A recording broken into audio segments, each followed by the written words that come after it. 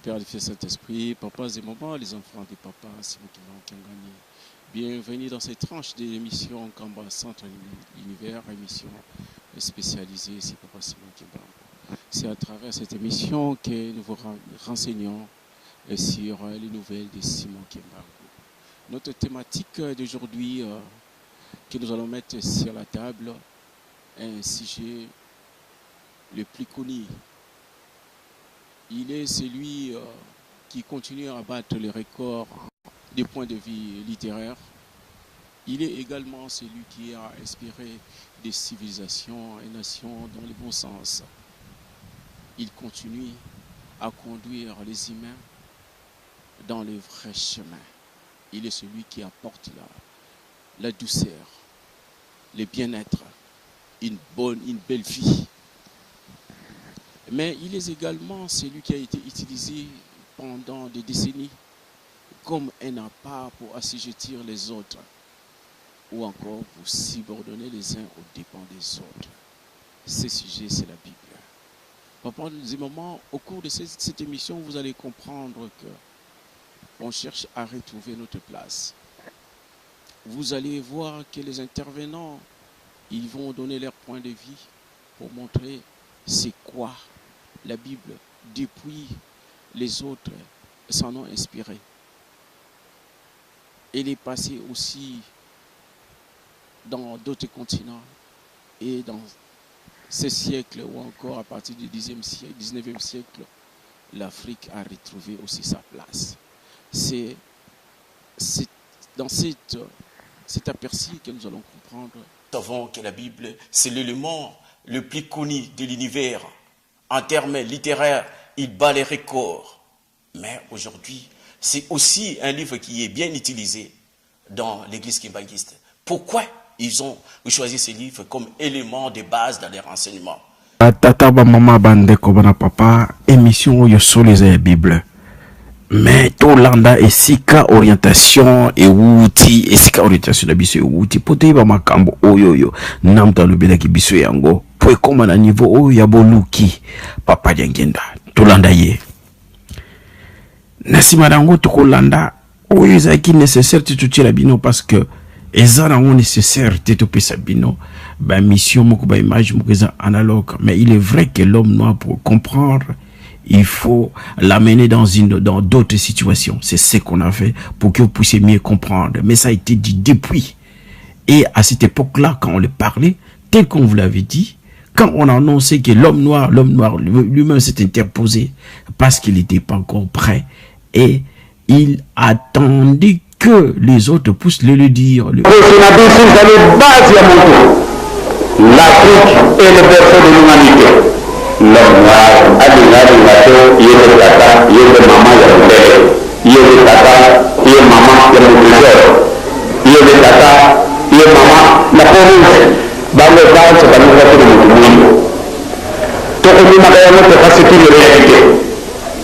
Tout le monde de la recherche. Tout le monde réellement, nous voulons azali.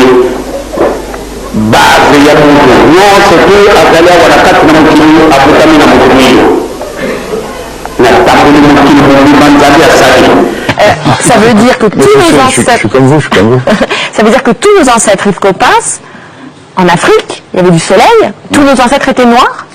Tous nos ancêtres étaient certainement bruns, parce que, étant donné l'ensoleillement de l'Afrique, et étant donné probablement la peau nus qu'ils avaient il y a 3 millions d'années, ils ne pouvaient pas être autrement que bronzés. Tous les ancêtres, des Danois, des Espagnols, de tout le monde, etc., étaient noirs. Oui. Pourquoi ça ne se sait pas, à votre avis? Vous le dites, vous, depuis 30 ans. Ben, oui, mais ma petite voix ne porte pas suffisamment, j'ai une voix confidentielle. J'imagine la tête du monsieur hyper raciste qui est en train de me regarder, qui fait non. Ouais. Demain, vous allez avoir du courrier. Yves Coppens, en fait, les humains, enfin les préhumains sont partis dans différentes directions depuis l'Afrique. Et puis, pour s'adapter au climat, pour s'adapter à leur environnement, ils ont déterminé des traits qui étaient le plus adaptés, c'est ça? C'est ça, c'est-à-dire que les humains, à partir de 3 millions d'années, à partir du moment où ils ont eu la culture, à partir du moment où ils ont eu l'intervenant qui est avec nous, papa, les révérends Mvula, papa pasteur, bonjour. Bonjour, papa journaliste. Tu peux suivre combo papa Edim Mvula. Batata na maman tu présenter parce que ceux qui te bénissent pas empaté tu sois qui ba coordonner surtout papa révérend Edim Mvula. Papa temi na biso ezali Bible. Tu na Bible, tu na iloko mususuté. Bible. Bino bakimbangiste. Eloko wana tomoni ete bwali kotanga ngo mingi bo tiango liboso na karaba yebisa biso ete bakimbangiste batanga ka Bible te. Nzoka nde bakosa kibiso. Ba yebisa kibiso pe Yesu Bible bakimbangiste ba yebi ete bakosa kibiso. Yangwana lelo papa toye pa na bino. Bola kisa biso Bible e bandi mukolonini. Pe ekolobelaka nini? Ekolobelaka nde nani? Yangwana mutuna toye na ngo ya liboso to o to kopesa yo papa o pesa biso o yano la biso o pesa la biso yango réponse. Merci mingi papa journaliste na ndenge otuni biso mutuna okozwande yano. Biso tozali na période oyo tozali na yango ezali période ya révolution spirituelle. Ba jeune ba tata ba maman ki bangiste foboye ba yango. Parce que ba papa ba nzambe Nzambe papa Kisolo Kele, Nzambe papa Dialungana, Nzambe papa Diangienda Kuntima. Ba révéler biso makambo ya mutuya yebele na ebele yango wana na makambo nyonso wana mutu ezali nanu mutu ezali papa Simon Kimbangu Molimo Santo oyo na ndenge ye ayaki pe kombo na ye ezali ko signifier révélateur des choses cachées. Makambo yo yebuti ko yebisa biso makambo ya Bible. E wuti wapi? E lobili de nani? Yango wana papa journaliste na lobby bien que biso tozali na révolution spirituelle.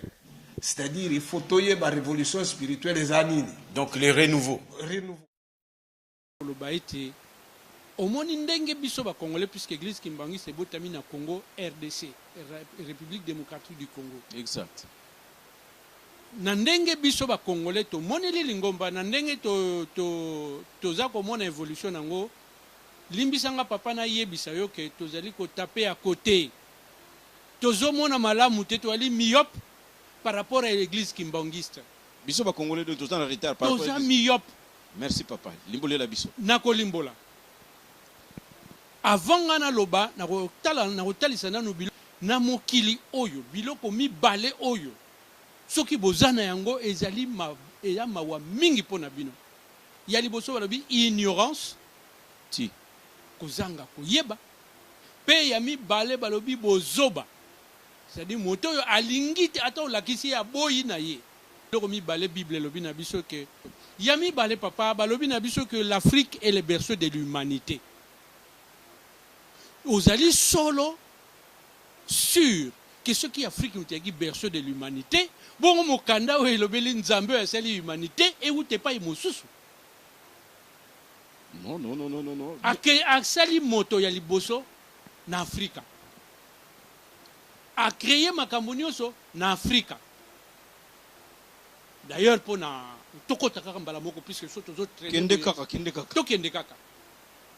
Moto yo asimili ngomba oyo tango kolo Yesu alobi na Pierre. Tu es Pierre et sur cette pierre je bâtirai mon église. Exactement. Kolo Yesu alobi yango na Pierre. Petelo. Et Pierre l'exi libanga donc alobaki fana libanga. Mais bakosi biso papa. Na nini? Parce que na araméen monoko oyo kota oyo lobamaka kuna na Israël Simon Pierre azalaka te. Ezaka nini kasi? Pierre azalaka te ezalaka Shimon. Wana yaki likambo liboso. Israël Simon Pierre azalaka te. Ezaka nini kasi? Pierre azalaka te ezalaka Shimon. Donc libanga siko yango de babengi Shimon. Shimon. Kota na hébreu kota tout tala bakoloba na yoke libanga babengi yango Shimon. Ndengo moni bako benga Shimon Perez, Shimon soko nani Shimon. Ndenge tolobaka biso baka Moïse. Kuna baka Moshe. To kende papa loba likambo ndenge ba kota ya bakolo likambo balobelaka. Donc ceux qui comprennent, papa, kenemba mingite, limsanga parce que makambo zoloba et komi ya sika. Yango to moni que photo ya pa na bino parce que bino bozana makambo sika. Oh yo peut-être libanda ba lakisa ngo malamu mingi te biso du ko comprendre que bino bozana makambo ya sika, ce qu'on appelle en français la rénovation. Mais to lobi donc tant ba lobi Simon wana yemo kaka na français yango ba bengi Pierre. Pierre. Donc tant ba bongo li Bible na français ndepo ba benga ye Simon te ba bakisi li kombo Pierre. Ba kumo benga ye Simon Pierre. Ozola na ngai papa. Allons-y papa. Ba komi ko benga ye Simon Pierre. Mais kolo Yesu alobaka na ye. Alobi Simon yozali libanga. Likolo kaka ya libanga nde ngai na kotonga lingomba na ngai. Donc Jésus parlait d'un certain Simon. Qui est la traduction, c'était Pierre. Alobi na ye yo Simon oyo ya moye kolina ngai. Lokola kombone ya li Simon ozali libanga. Lingomba oyo ya ngai ekoya pe kotonga makaka likolo ya libanga. De quel Simon parlait-il? Il parlait de Simon Kimbangu. Donc lingombo ya ngai kolo Yesu ekotonga makaka na moto kombo na ye Simon. Donc Simon wana oya liboso. Tika na pesa preuve mathématique papa. Tokende papa. Pona kolakisa ete likambo ya aloba ki po nzambe so alobi likambo. Mwana yipsi biso ekoti biso to tiango pena na kati esika. Mais Bible parce que biso to ye pa na bino bakimbangi c'est parce que lelo to moni ke bino nde bozo kolobela yango et puis bino doute za la kate bino mibeko ba commandement nyonso to za kuna na kati. Mais sikoyo eloko moko toujours déplorer mingi kati na biso balobi ete Bible yango te za ba mindele. Na yebi ko meki koloba mo muke est-ce que okoko bongisela biso ngo bien mo muke parce que eloko wana na bandi photo bongisa mo penza bien de façon que biso tous se retrouver. Oye koloba na biso ke na kozanga koyeba tozo yeba na biso te ke ebanda ki pa na biso nde to abata liboso na histoire ya makambango. Nzoka nde na kozanga koyeba soko yebite place wana obengi yango ba mindele parce que yo tali kaka côté batu ba yeli yango esengeli siko basala nini po ba comprendre yango ke biso peto na kati. Donc sengeli photo na esprit tolobande nini ya découverte. Esprit wana ya découverte car ndé mutego permettre biso to découvrir ce qui est dedans et puis to trouver to comprendre que eloko tozoko rejeter eza eloko oyo kaka eza équipé ya biso bongo batu msusu bayaki koye kolongo epai na biso eboti mbuma epai na bango et comme à la base to à l'origine ezalaki ya biso et soki to comprendre yango tolingi to approfondir de façon oyo bango ba faire développer yango et toko koma na point oyo toko comprendre encore makambo belé oyo échappaki biso et c'est comme ça que biso mo bakolo nango tokoki ko sala plus que oyo bango basali bien que toujours mona que bango basali makambo o jusque là biso net toujours ko sala te mais toko sala plus que oyo bango basali parce qu'à la base eloko wana naturellement eza ya biso nde toza ba dépositaire na alobi boya papa mususu alobi que Moïse azali mutu mutu na Bible balakisi yango o mususu alobi na biso ete Yesu azali mutu mutu bakimbangisi balobaka yango donc pas na bino te pas na bino parce que on retrouve que bien que makamsusu to budaki mikolo elekaki je me rappelle que je me souviens que papa d'Angenda tango alobaki na ba né 70 70 80 alobi ete Adam et Ève baba tout le monde ça soulever un tollé na mboka na biso et j'ai problème. Mais mukie mutu conseil to kopesa bino lokolo zali mutu mwindo mekana kolanda bakibangiste parce que to moni que depuis 1921 ti lelo oyo église soki ezaka nango ya solo te nde sekuya nango nde kimbangu nde balobelaka Yesu te mais tozo kopesa nde alerte parce que nkolo Yesu ndenge papa passer apesela biso histoire que basapproprier na ye biso tokonisaki ete azali mundele parce que bango ndenge bazwaki histoire yango basapproprier yango et loko nde biso tokopesa alerte bo sala makasi vous fait salem. Cette réponse là il dit que Jésus était noir. Moi je dirais pas oui ou non Mais les Kimbangis disent qu'il était noir. Ah bon? Voilà. C'est pas les Kimbangis. C'est quelqu'un qui a eu de l'expérience et qui a reconnu la puissance du Seigneur et qui a travaillé pour le bon Dieu. Il a laissé une église appelée Kimbangis. D'accord. Et ils disent que Jésus-Christ est noir. Et ils disent qu'il est noir. Et qu'est-ce que vous pensez de ça, cette affirmation-là? Pour moi, je n'y peux rien. Moi, je n'y peux qu'à la parole. Bapandisango, toza batu auto observaka. Toki esika tosali mwa sondage. Totuni bino boy na boy tozongi pa na bino. Parce que na kala babisa biso kutu bakimbangise batanga Bible te. Wana yeba na kimingi. Babisa biso ki bango bayipe Yesu te. Mais lelo auto moni ete bango batanga Bible. Balobelaka pe Yesu.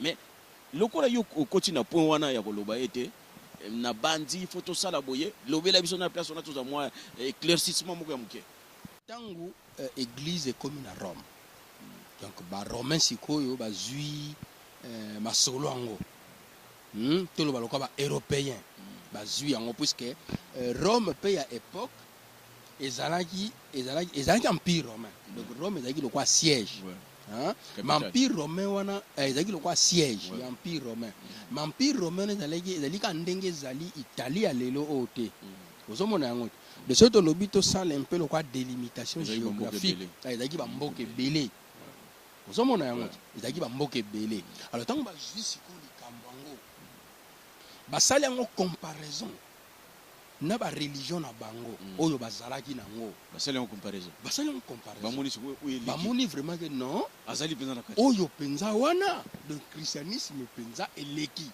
donc nkolo yesu penza aleki ale nde maintenant babandi siko ko longola oyo ya bango babandi siko ko remplacer le christianisme donc s'approprier nango voilà yango komona pe na ba contexte ebele oyo tina ba Noël et Salema et comment et toujours ba date na ba le 25 décembre monika photo voilà donc ba juif donc ba juif ba biloko wana nyonso tout oyo ezalaki ya christianisme pona ko longola religion ba religion non révélée na bango o bazalaki nango lokola neti oyo ebengamaki lokola eyaki siko kobengama lokola neti banzambe ya bapaya zomona ndenge bamakambo yango siko echangeaki allez évolution wana siko ntango bango siko bazwi siko masolo yango évolution nango wana na ntango empereur Constantin akoti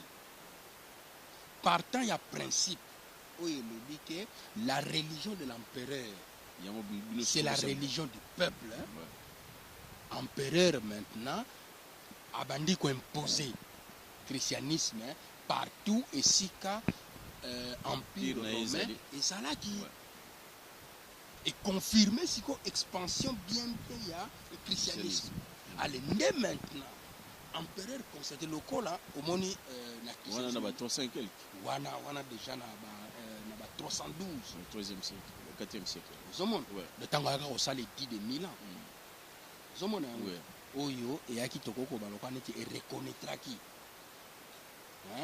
et reconnaîtraka donc epesaki lokwa personnalité civile na église po ebanda koopérer sans crainte kozala inquiété na okanga bango susuté bakomi na liberté ya prière ozomona yango te alors nde siko ba organisation maintenant ya ba lokwa neti ya ba premier concile ebandi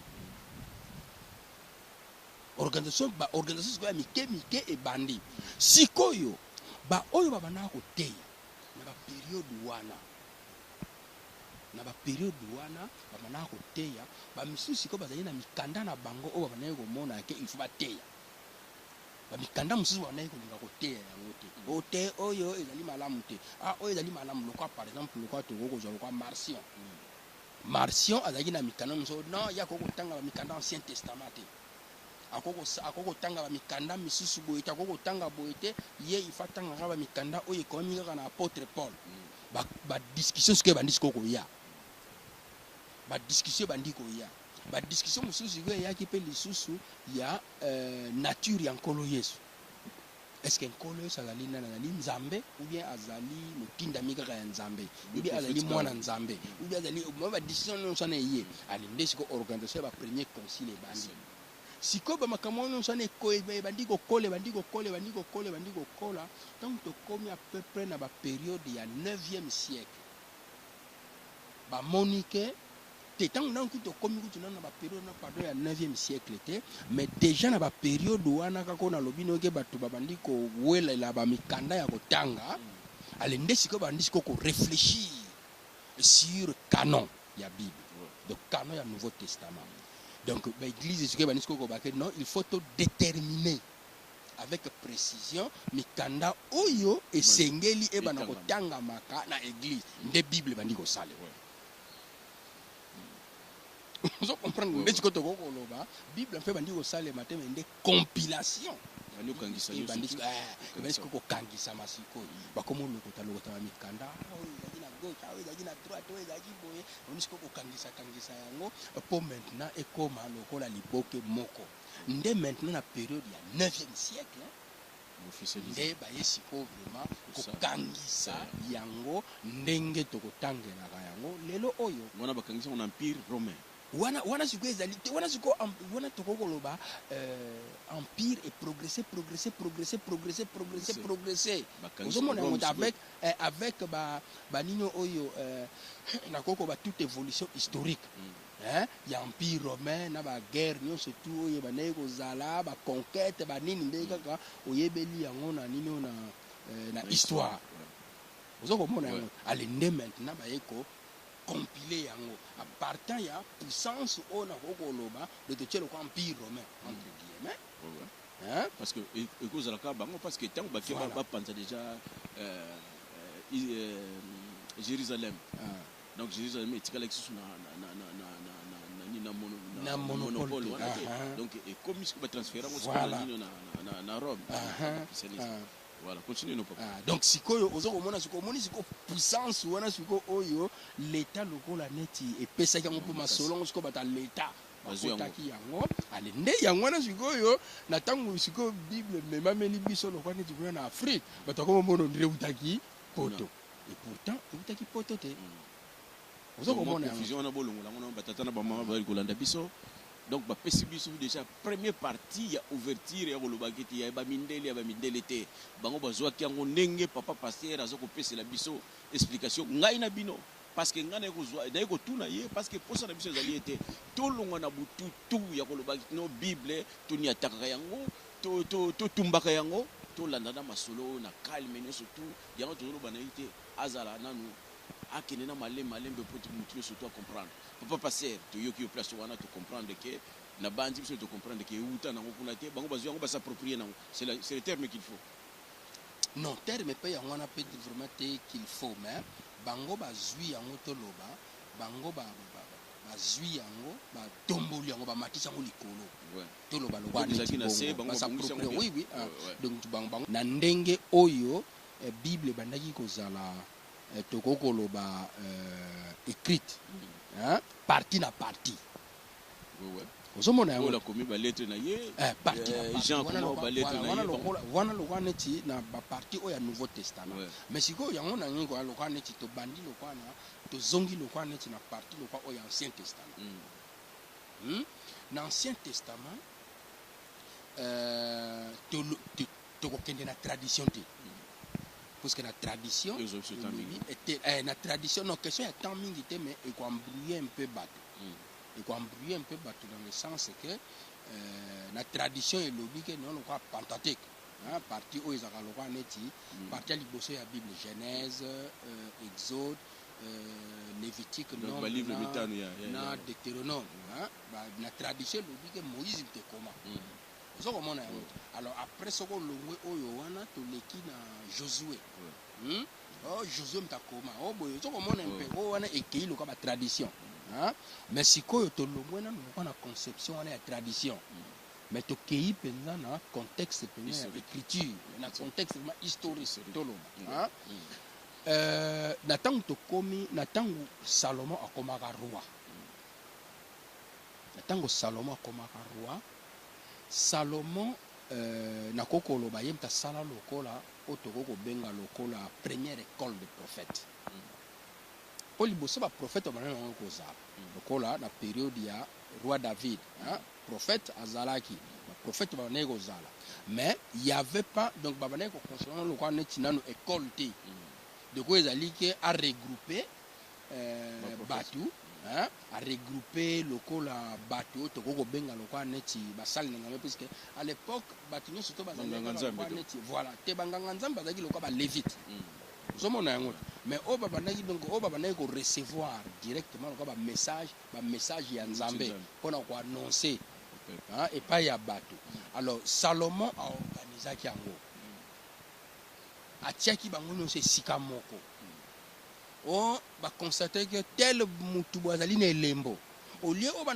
travailler en désordre on va travailler na Bobigny on va travailler na Montreuil on va na Pantin on va organiser bango nyonso tout a créer local là non molimo ekimate a créé le parce que molimo sous dépendra pas na sika ah non ça n'existe pas Dieu nzamba zali partout nzamba za bisika nyonso mokili mo meza nzambe mais pona nini nkolo Yesu akenda koluke kuna na bayuda Mohamed na soki na mboka nini babuda soki non wana zali seulement sika oyo mutabi mais les sika mutabu akobota ma partout te mokili mobimba kaze lokwa neti pas simo kimbango ezali ekate pas simo kimbango abota mana kisanganya abota na Kasai abota mana Mbushima abota soki babite abota makana Congo te non esika ka ya bota meli Dieu libre à choisir kaka que non abimela esika boye ozomona yango ezali lokola tokoko ba kwa ndenge ni ozopelisa moto na zamba moto tango ozopelisa ngo na zamba si ezaka ke sika moka na mukete tango moto na sikoyo bandi papa les zamba mobimba c'est comme ça de ndenge moka kape donc azui tozongi pesa zalaki donc akangisi bango nyonso a créer lokola oyo to benga lokola dans le cadre théologique to benga lokola le prophétisme royal. C'est le roi Mokol Moko Boye, il y a ba prophète, il y a roi à organiser bango. Alors, toujours le même Salomon, il faut au moins à constituer une équipe Moko Boye, otoko ko benga lokola équipe ya ba scribe. Batu bakomaka. Batoyo bakomaka. Po bana ko koma puisque à l'époque oh nyonso to histoire lokola histoire ya Moïse, histoire ya Abraham, histoire ya ndenge mokili salamela ya ndenge nyonso ezalaka lokola tradition orale. Donc mikomamela kana mte bakoko bazoko transmettre yango de génération en génération ndenge ezali pe lokola biso kaka lokola ngai père na ngai apesa ngai pe lusanzo sito benga yango lusanzo c'est-à-dire il y a bakoko na ngai ndenge bazalaka mboka na bango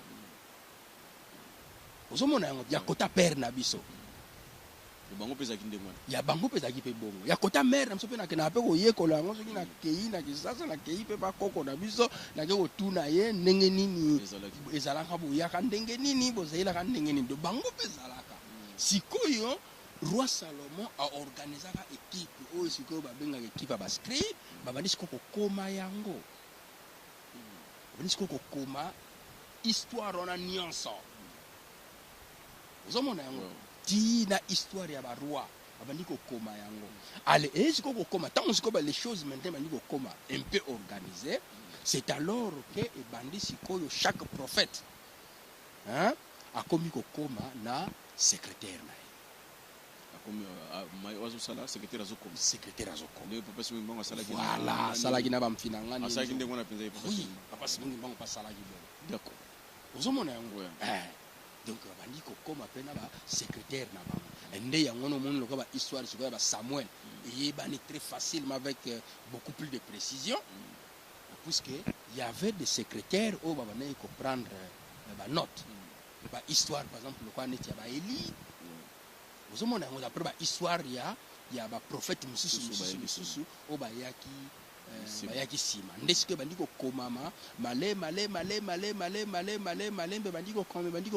ko komama nkolo Yesu aye tant nkolo Yesu maintenant aye asali pe musala o yaye ba prêtre ya période wana bandimaki aspect moko te ya nkolo Yesu ke ye azali mwana nzambe bandimaki na bango presque moi ba œuvre na ye ebele ozomona na maloba na ye pe mosusu mais aspect ya makasi oyo vraiment ekreaki conflit voilà te ya kozala nano mwana nzambe ba nani yo ba prêtre ya ba yuda bamoni maki o wana eza blasphème yango mpe luka problème ke petit oyo il faut toboma ye kaka ndenge ni asi déclaré que ye azali donc papa malembe allez-y doucement parce que makambo oyo soto koki nango na brutal et comme ete bazolanda biso te parce que makambo oyo ozoloba ete yesu baboyaki ye lelo pe na église na bino simoki mbangu na Congo balingaki ete ezalaki problème donc pesa biso na mwa parti wana nzoka ne makambo oyo ebanda oui ebanda depuis nkolo yango donc ebanda depuis nkolo Yesu le ramoni vimoki babia petit oyo foto boma ye makambo azokoloba eza na nzela te po biso toyebi yango bongo te ozomona batangi na babuku nyonso to babibi biso toyebeli yango bongo te nzambe aza na mwana te nzambe abota te aza mopepe ndenge nini peti oyo toyebi père na ye toyebi mère na ye père na ye charpentier wana Joseph o asalaka bakiti na bamesa mère na ye Marie sikoyo bafrère na ye mpe bazali donc tokobenga lokola bademi frère na bademi sœur na ye sikoyo peti akomi koloba ke ye azali mwana nzambe te peti oyo ifuta oboma ye babomi ye eluki problème voilà baluki bamanœuvre ti baye kofinir par koboma ye ntango sikoyo babomi ye babandi mpe nazokobendana ale babandi mpe sikoyo kosala ye chasse babandi pardon kosala chasse ya baapôtre na ye ya badisciple na mpo azalaki na badisciple un peu lokola soki okokodenombre bango bazalaka pepe ba 120 disciples à part baapôtre bazalaka 12 bazalaka na badisciple te baapôtre ezalaki bato oyo ye aponaki parmi oyo babandaki kolanda c'est-à-dire parmi badisciple ne bazalaki lokola baélève na ye mpo nkolo azalaki mpe lokola azalaki lokola philosophe moko boye oyo abandaki kotambola azo koteya kotambola ozomona yango nde babandaki kobenga bango lokola neti baphilosophe moko péripaticien azo kotambola ndenge lokola baplaton kaka babanda bazalaka baaristote basocrate ozomona yango basofocle banani oyo baphilosophe nyonso twana ya ntango ya kala bazalaki azo kotambola na groupe na ye ya bato akomi na coin moko boye batelemi abandi koexplike bango makambo mokili bakomi na sanzete moko boye bafandi abandi koexplike bango makambo mokili voilà donc oyo lisusu azalaki bongo siko parmi badisciple na ye nde aponaka 12 oyo maintenant atindaka lokola neti na mission bino mpe lisusu bokende kosala atindi bango nano biso bokende nano komeka kosala ndenge nga mpe nazosala apesi bango nguya apesaki bango nguya ayi bokende ozomona yango bokobengana milimo kasi bokende komeka kosala ndenge nga mpe nazosala baapôtre kutu ozotanga soki ozotanga par exemple lokola na bible na cité kaka nano komba bible maintenant nakomi vraiment na temps mpena ya koloba bible te ozomona yango puisque omoni makambo ya nini oyo ya nakoloba makambo eza na kati ya bible soki olobi ozwa bible lokola mokanda moko boye ya religion yango wana ekocrée lokola neti mwa division c'est-à-dire non nga nazali chrétien te nakoki kosimba bible te non nga nazali musulman nakoki kotanga bible te non nga nazali juif nakoki kotanga bible te omoni yango ezokosala confusion ozomona yango voilà donc tozwa yango nano lokola livre ozomona yango donc ozokomona ke nkolo yesu ye mpe ase comportaki ndenge moko lokola na baphilosophe nyonso atindi bango na misa bango wana tozobenga lokola baapôtre ozomona yango alors ntango sikoyo ye maintenant nkolo yesu babomi ye alors babandi sikoyo kochasse badisciple nyonso ya nkolo yesu mpo babonga bango mpe à partir ya ye ntango alobaki ete nani babomi ye ali batu mususu ba discipline mususu ba koti siko na mulongo wana balobi ke batu ni surtout bazana mulimo mabe o ya kozala ya kolanda mutu ya kolanda mutu ana lobe azali mwana nzambe de yango banaye kozala kwa neti sika pa bakangi yo batuni yo est-ce que pona yo Yesu azali nani mwana nzambe soko lobika mwana nzambe babomi yo bakangi yo batata ba mama Yesu mwana nzambe et luki problème parce que na tango wana pe ezaka neti lelo oyo makamuto yo kolakisa bino ya Simon Kimbangu batu baboya parce que la rénovation est la chose la plus difficile à avaler donc likamtango ya sika mutu azana na bukala ezala ki passe na tango wana mais poto koma na tokoba to senga bino kuna bozana régie manager papa Nsambu nande kuna biso papa papi bochira biso nzembo simande tozongela bino kala mingi te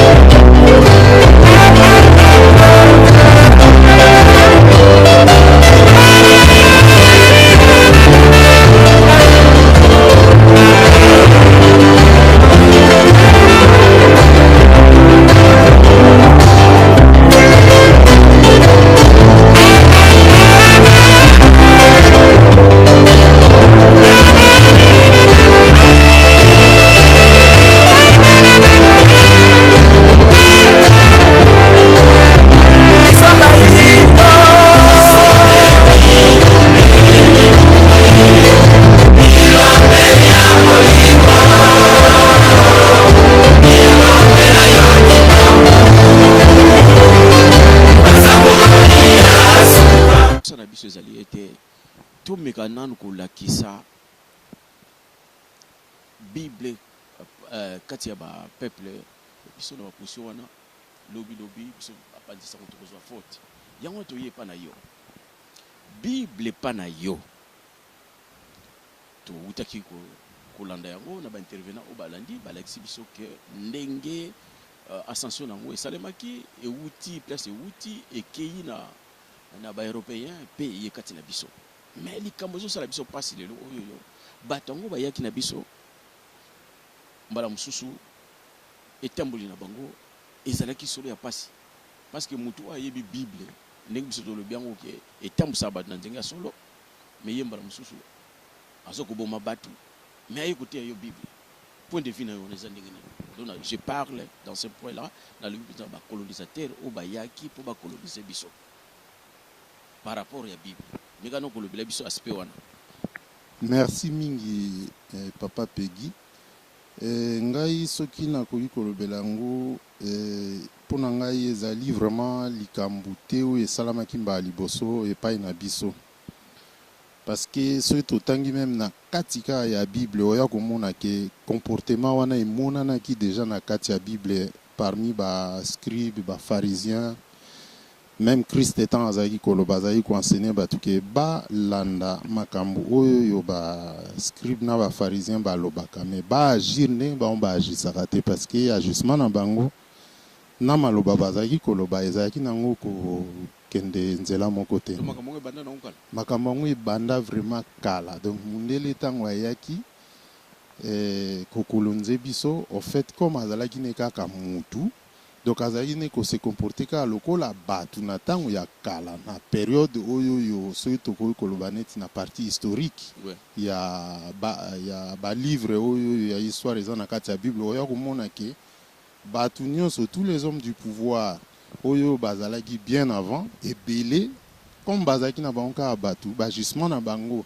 comme bazalaki toujours influencé par le mal donc bazalaki na bango ko produire ba effet kaka moko namoni papa wazo ko doubler biso soki mbango mingi akomi na déjà na molimo sa ba mama to ko kende na musika na noté parce que biso to nito yeba me bible oyoyo ba oba yaki na ngo na mboka na biso parce que na yoto lo bana bino ke bino bosana na bino bible te ba oba yaki na ngo ba mindele ni to yebi mais na kati ya bible yango kaka tomoni ete ba coloniser biso parce que eloko ba yaki na ngo ba l'exception bible à partir de la bible pasi ole ba nengo lobi ete mubeko et ezongisaka mutu bongo mais bango comment c'est possible ba na bible ba yokisi bino sous pasi ba coloniser biso parce que ngapi na zali butu mwindo na kati kuna et puis bible yango mutu na ngai ya mibale batu lelo oyoyo bamsu bazako finga yango bamsu bazako nyata yango bazako tumba yango makambo wana soto wuti wapi ya liboso na zongeli ya papa parce que bible to mona ki ete ndenge lobeli ke mibeko za na kati po ezongisa mutu na nzela mais ba en Afrique bazongi biso na nzela te to koloba histoire te webi ndenge zali ya mibale bible yango kaka batu bamoni ete bakomi ko nyata yango bakomi ko tumba yango na tina nini bolo bana biso bino ba pasteur parce que bino botanga ka bible. Merci papa. Bible ba missionnaire ba yela ki biso yango na première évangélisation ba yaki na yango ba kota ki na yango a partir ya Angola kuna ba teyaki liloba tata Nzambe mais tango ba yaki ole ba inculturer yango na culture na biso ya batu mwindu ba inculturer yango te yango monaka babandaki konyokola biso bato mwindu soki ba tia kango ko mettre yango pratique na culture na biso elingaki ekinde malamu na contexte penza ya bomoto penza te ya bomoto penza te pamba te bazalaki na makanisi mususu ya konyokola loposo windu ba oyo bazo kunyata yango bayebi tina na yango te conseil nyopesi bango Bible ezali mokanda oyo Nzambe asali pona bana na ye bazala guider à travers le monde. Alors akoki ko pesa ngo kaka na bana oyo ekoko banda kaka na bana oyo bandeli d'après tanga Bible bien komona makambu mingi komami kuna ezali makambu ya Afrique surtout ya Congo. Tanga kota net na sophonie. Plafond ba ko adorer ngai. Atangi en Europe te azo tanga kuna. Au-delà donc, partons il y a Israël, aza kota l'Afrique, au-delà il y a Éthiopie, kunande bana nanga bako adorenga en vérité. Do bana ne bako adorer na République démocratique du Congo. Ba preuve ezali mingi, l'os du Chango. Oh il est le premier ordinateur mathématique ya monde. Ba découvrir na Congo papa. Ba indice nyonso. Hein? Eza ko indiquer biso République démocratique du Congo. Les autres bitotala, utala no lukuta.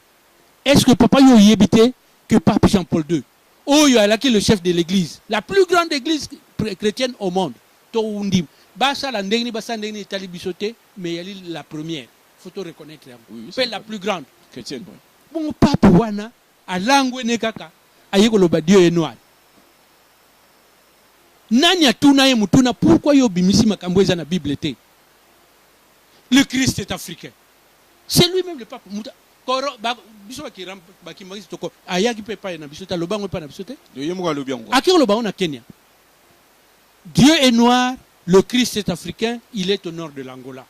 Yé moko yana jeune Afrique papa. Donc pona koloba ete bango moko bayebi ke ba kosa mingi.